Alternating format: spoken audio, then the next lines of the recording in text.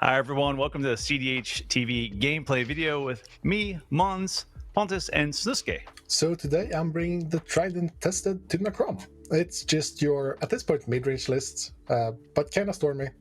You're running all the non-green value engines, you're running NOS, you're running Breach, and yeah, it's just a solid all-around good deck. It's Rockrak and his emo babysitter. Standard turbo NOS, die to your own ad NOS, hopefully not, type of deck. Latest edition, Beseech the Mirror, which is going to be cool to test out. Let's see what happens. All right, so the two previous guys have very tested decks. I'm going with an untested deck. Why not? Let's try Grixis stax. We'll see how it goes. Anyways, we've got some good commanders in the command zone, so we can grind some value with Malcolm. But yeah, I just want to see how it goes. I like doing that on this channel, and no regrets. I'm playing Mardu Kalia. The big plan is to put Kalia into play, attack, and boom Hoarding Broodlord and win, or boom Rasakat and win, or otherwise we're just playing something like an Adnos, which is very brave with a high CMC count, but it usually works out. In any case, it's a pretty typical turbo Mardu deck with some tricks to get big demons into play. Alrighty, let's have a look at our first 7 for this. I'm ready to go to 3 as usual. This is turn 1.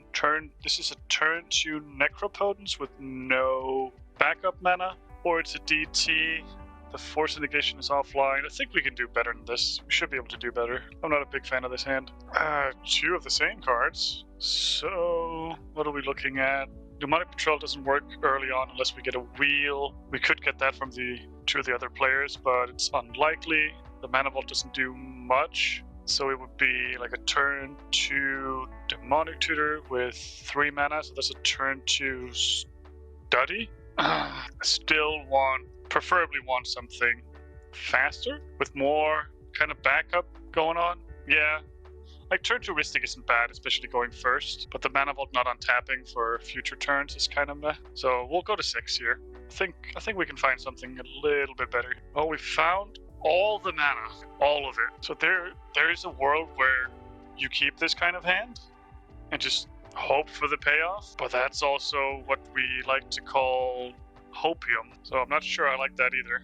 Let's go to 5 instead. If we get to Tainted Pact for something early on. See that? Now that's a turn 1 Ristic Study, maybe, if we're lucky. So I'm more down for that kind of hopium. So let's try to keep this this very sketchy 5. Let's draw Slime 7. This hand is very hopium. If I get the Dockside, it's probably really good, but I have to draw that second land. Let's not gamble on that on the first 7. Yeah, this hand is basically nothing. It's a turn 2 Tymna with Misstep backup and Swords for bits. Swords might be relevant for like Kalia, but this doesn't do it. Also, like, unless Rhetoric gets down some stacks early, we might just be losing very early to Roguesai or Kalia, so go to 6. This hand is kind of interesting. How I would probably play it is to turn 1 Gamble for Mana Crypt, then go turn 2 Dranith plus Wishclaw, as long as I keep those 2 in hand and get the Mana Crypt, which I get is a bit copium, but like, that's what I would try to do. And like, that's decent. We don't have any interaction, which is medium, but Dranith interacts with like most of the things people are trying to do in this pod. Like, I guess if any of them Gnosis, they can just find removal plus Breach, which I just lose to. Dalthy is relevant, but I think Dalthy gets kept. I guess I could bottom Swords for Dalthy, which might be better. It's just, I don't really see myself having the window to cast it with how this hand looks. So the question is if this hand is better than a potential 5. And I would actually say that the potential 5 has higher upside. We have a bunch of mana, but we don't really have anything, like, we don't have the mana to Nos off the Wishclaw. If we draw land, maybe, sure, but like, it's just the Nos with no protection. And the other way we play this hand is that we have to go to a very, very late game. And that's as long as the gamble doesn't screw us over, which it might. So I think while this hand has like decent upside, I will just mulligan it. This 5 is just worse. Lotho is good mana. We have a Dalthy still. So if I were to keep this, I was basically keeping this as a turn 2 Lotho into a turn 3 Dalthy and hopefully Tymna with Pyroblast's backup most times. I actually think we can get something better on a 4. Go to a 4. I actually think this is better. We have turn 1 Oppo. We could do turn 1 fetch Crypt Savins for fetch back to have 4 mana turn 2, guaranteed. Especially if we draw a land, it's like a turn 2 Crom. depending on how the board state progresses, that might be a play. Meme bet is pretty dead. Swat is really dead. Yeah, I actually think this is one of the better hands so far, especially for how low we went. So let's see if it works out. Not gonna lie, I do like this hand quite a lot. So we start off by putting Ragavan into play, the turn after soldering, and then try to get Commander into play and Vamp Tutor for big victory. Demon or Dragon, doesn't really matter. And if we can't get Commander into play, we will Vamp Tutor for Adnos here, maybe? Wait, should we actually? No, we don't have double black that fast. We need Ragavan to get the double black to cast Adnos, because we only have City of Brass for 1 pip black. Still though, this is an amazing hand. I'm keeping it like, we have early mana in form of Ragavan, City of Traitors and Soldering, and then we have a Tutor, and yeah, we don't need much more. Like, it's Tutor for the win, snap keep. So we have Command Tower and Ragavan. This is a risky keep because we're hoping that Ragavan lands. We could also play Imp Seal to get, I don't know, anything. But even though this is like a pseudo stax deck, or I guess kind of is, there's not much we can do with it. It's tempting, but I don't know. I'm just afraid of the gamble. I'm afraid of being shut off, especially on 4th too. People are going to be developing their boards. So let's take a second 7. Okay, this hand is slightly better because we have a tutor. We actually have 2 tutors. And again, we're 4th. So what can we play even on the first turn? Nothing at all. So I'm going to go down to 6. Okay, so this is decent. A little bit of interaction. You know, we can Vamp Tutor on turn 1 for everybody's turn. To get Mana Crypt, cast Malcolm. We can cast Mox Amber then, and then we have enough mana for Flusterstorm later. Should we get there?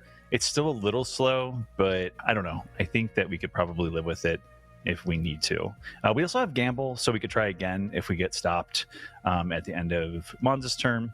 We'll see how it goes. Cool. Let's draw for turn. See what happens. Alrighty. We are going to throw down the Scalding Tarn, and we're going to crack it. We're going to find an Underground Sea. Then we're going to cast a Lotus Petal, and then we're going to cast this Dark Ritual. I have 3 black mana floating. I would like to use 2 of it to cast a Grim Monolith. We'll tap the Grim Monolith, and we'll use 1 of the floating and the black. So we'll have 2 colorless floating to cast a Tainted Pact. Alright, Tainted Pact resolves. Let's see what happens. That's a land. Arid Mesa. We're gonna keep going. That's another one. That's a Wheel of Fortune. Let's stop there. I would like to use this Lotus Petal. I was hoping for a Ristic Study, but Wheel is fine too, I guess. And the remaining 2 colorless, and cast this Wheel of Fortune. I pass. Sadly, I pass. The Wheel of Fortune resolves. I'm gonna discard this Mount Doom. I'm going to cast this Rock Rack, and then I'm going to cast this Mox Diamond, and I'm going to pitch this Marsh Flats. I'm going to pass my turn. Go to my turn. I'll play Ancient Tomb as land for turn. I will tap it, taking 2 damage, to cast a Grim Monolith, and then I'll pass my turn. Let's pray. Draw a card. I'm going to do Polluted Delta. Then we're going to do Jeweled Lotus. Better sacrifice this. No, I want to increase the chance of actually drawing lands. Pass. Take my turn. Let's see what's on top. Not bad, not bad. Luxury Suite, pass turn. On tap. Draw for turn. That's terrible. Play this Flooded Strand. Crack it for a volcanic island and pass the turn. It looks like everyone was destroyed by that wheel. Take my turn. Land for turn will be a volcanic island. I will exile this Simmering Spirit Guide for red. Tap Ancient Tomb, take 2 damage. To cast a Dockside, 1 colorless floating. Dockside resolves. It will make treasures once. I am having a horrible game right now. However, getting Kali into play doesn't do much. I'm gonna sacrifice Jeweled Lotus in response to the ETB trigger. Dockside will make 2 treasures. The value. I will crack a treasure, tap Volcanic Island, and Grim Monolith for a Crom. Here's a Pyroblast for your Crom. That's very mean, but okay. Then I'll crack my second treasure to cast a Esper Sentinel. With Esper Sentinel in play, I'll pass the turn. Come on, deck. Draw card. Pass the turn. Okay, take my turn. Swamp, tap Swamp, and Luxury Suite for Dark Confidant. And with greatness at any cost, I will pass the turn. Untap. Draw a card. I'll play this Bloodstained Mire. I'll crack it for a Badlands. And then I am going to tap 1, 2, and 3. Cast Silas. I have one more important thing to do. I would like to move to combat. I would like to assert dominance by attacking Monster Zero. I feel offended by that, but no blocks. I'm gonna pass my turn. Take my turn. I just love magic sometimes. Plateau, land for turn. Tap Ancient Tomb, take 2 damage to cast a Talisman of Dominance. Very good top deck. Talisman resolves. I'll take damage to cast a Tymna. I will swing Dockside at Rhetoric and Esper at Mons. No blocks. No blocks. I'm gonna Deadly Rollick your Timna. Take away more card draw. Not paying for Esper Sentinel. Okay, be like that, Sinuski. I will pass. Pray to magic gods, draw card, not before, well, discard cards first. I discard this one. Pass turn. All right. Untap, upkeep, Dark Confidant. Trinisphere, 3 damage. I wanna concede, but I carry on. And draw the card for turn. Okay, not bad, not bad. All right, I will tap Swamp, cast Soul Ring, and I'm not paying for Esper Sentinel. You may draw. All right, and let's see what happens. I'm going to tap this for red. I'm going to tap Soul Ring, and I'm going to cast Magus of the Moon. I'm trying to decide if I care or not. Do I care? No, I don't. I pass on Magus. I have no choice in this, I pass. Okay, so it resolves. I've got 6 cards in hand. Pass the turn. All right, let's see what we can draw now. Untap. Draw a card. Hey, that's bad. I mean, it's fine. It's not great though. I'm gonna play this Polluted Mountain. Then I'm gonna go to combat. Alright, so the thing here is Burgi by itself doesn't really do anything at the moment. And also the spare red mana doesn't do much, so I would love a Harnfell. But I think I want to give it a turn cycle. So I think what I'm gonna do here is probably attack with Silas, get the pedal. There's a good chance that I should just be casting the Harnfell and just leave it there for next turn, because at least I'll have the pedal to cast the Swan Song if needed. And then, like, worst case, I can always do some Harnfell action. Yeah, I think that's what we're going to do. We're going to get the pedal back and then see if we can resolve a Harnfell for next turn. See if that does anything for us. If we can get into something, at least we'll have 2 mana that isn't red. I couldn't see myself forcing the Magus of the Moon there, honestly. All right, I would like to go to combat, and I'd like to attack Pontus. No blocks. I'd like to cast this Lotus Petal from my graveyard, or I would like to start off by targeting it. If there's no responses, I would like to cast it. You may draw. Then I would like to tap for 5 manias and cast this Horn of Harnfell. And after that resolves, I will simply pass the turn. Go to my turn. Morphic Mountain, land for turn. And with that, I don't have much more action, so I will just pass turn. Pray to magic gods, draw a card. Ooh, Ancient Mountain. And I can actually do something. I'll cast this Fellower Stone. Can't pay for Esper Sentinel, go for it. And then I have nothing more to do, but I'm actually getting into this game, like turn 4. Pass turn.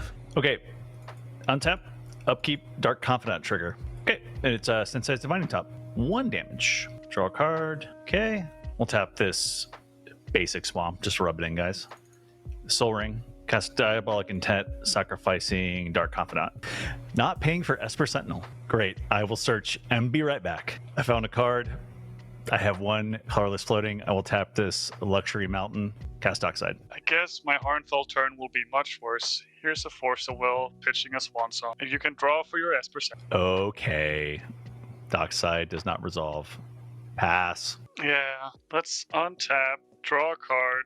I would like to discard this card to Horn of Harnfell thingy. Horn of Bounty, Harnfell card. And exile the top 2 cards of my library. So Mox Amber and a Rite of Flame. I would like to cast this Mox Amber, and I would like to pay for the Esper Sentinel, and I'll use another one of my lands to cast this Rite of Flame, and then I would like to move to combat. You can punch me if you want to.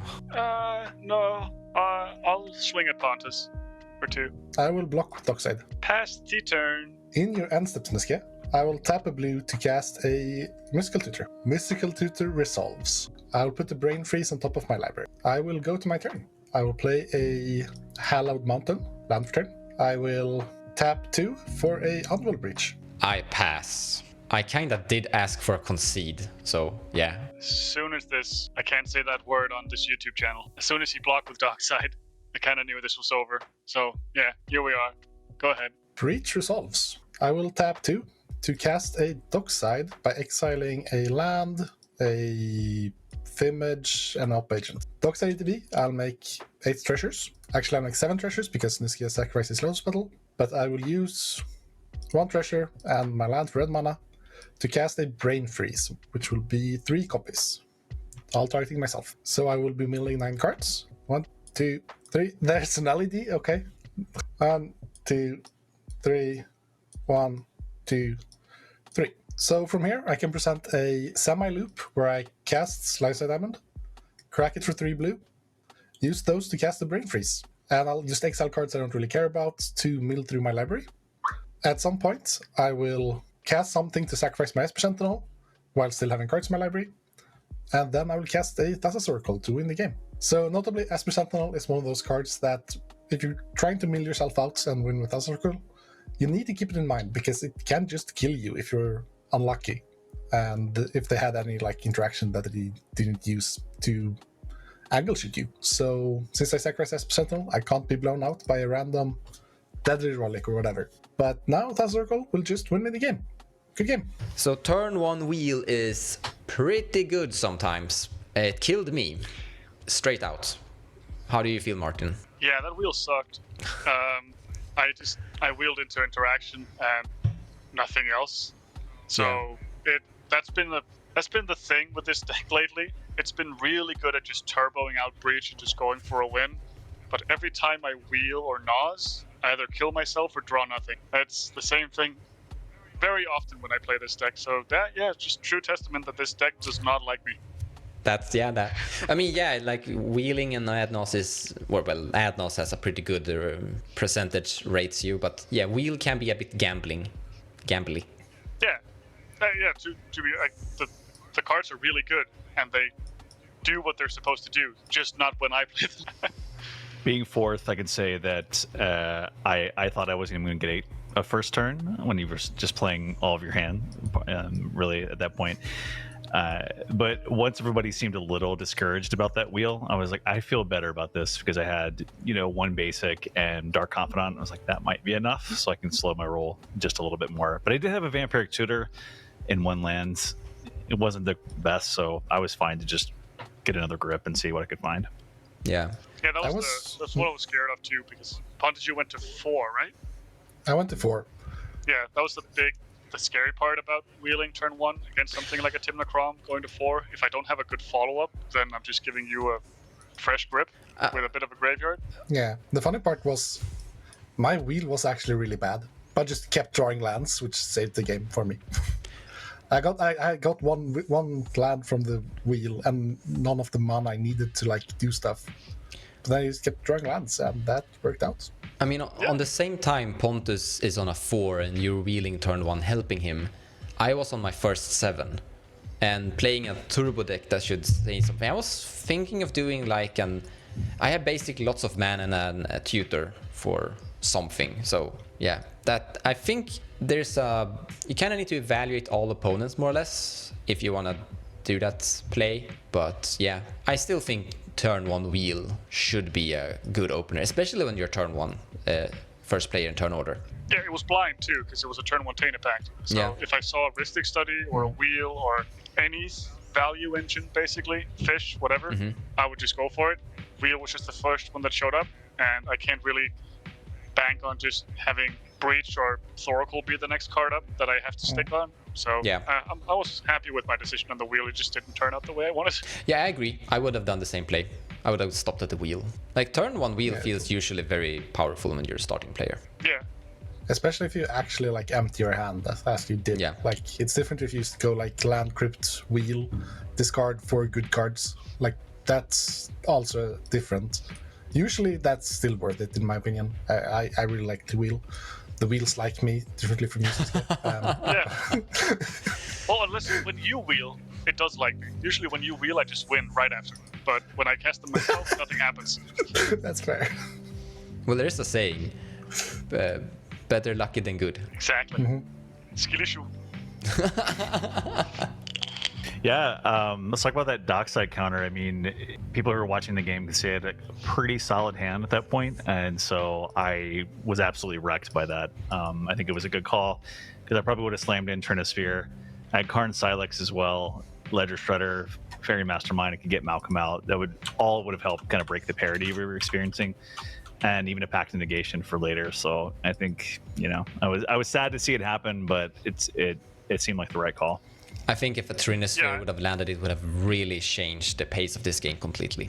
Exactly. I had the force ready for the upcoming Trinisphere if I had to, because once I drew the, I don't see my deck really working past past the 3-ball unless just going straight for Thoracle Consult, and my Chain Effect is already gone, so that becomes very unlikely. And at that point, when the Dockside was on the stack, I already had the Bergie, Harnfell, so I had to think either I force this or I force what's coming next, but I don't know what else you have in your hand. So if it's something similar or a Karn or something along those lines that just shuts down my strategy, I'm just done. So I just had to shoot down the follow-up and hope that the one card, maybe two next ones from the Harnfell would get me there. Sadly, it was just more mana. I actually think it was the correct decision I really think it was the correct decision, I want to say, to force that Dockside. Because if that Trinisphere comes, you're getting a very long game. And the chance of, gambling on Harnfell for 2 cards, there's a chance. Yeah, it's a rough one. I just realized something. Oof, this is rough. That Pact of Negation, I could have just used that and then used the mana from the treasures, right? Wait, you had a Pact of Negation when he cast a Force of Will? Yeah, I did. Yeah, you would have just had to manage your mana better. That would have probably been a good one. Because, worst case at that point, right? The issue with that is, a lot of the time, if there's a follow-up force, they just let your pact resolve, and then they force your Dockside again. That's a chance that you just have to take. But I would probably just have gone for that pact, personally. Depending on how it played out, it could have worked or not worked. So the draw I got from Sniska's Force was his one song. Before that, I had a Mystical Tutor in hand. So if you responded to my Esper Sentinel trigger, I would just let you pack his Force, then respond to Esper, mana, or Mystical Tutor for Mindbreak Trap. So I don't think you ever resolve the Dockside anyways, but I wouldn't have won. Yeah, it would have removed your Mystical Tutor, so you wouldn't have used that to find Brain Freeze. But I want to say something. I think the turnout of this game would have been the same, because I was kind of out of this game, more or less. I was so behind. And Snusky, you would top deck a card, discard it, and then flip 2 from your Harnfell again. And I think you would have won down the road somehow anyway, Pontus, actually. Probably. I would have to get lucky. We saw the breach come up later for me with the grinding station. I just checked if I didn't go for that force, but a Underworld Breach grinding station with a 3-ball in play is just not happening. Yeah. Yeah. That's totally what we call a skill issue.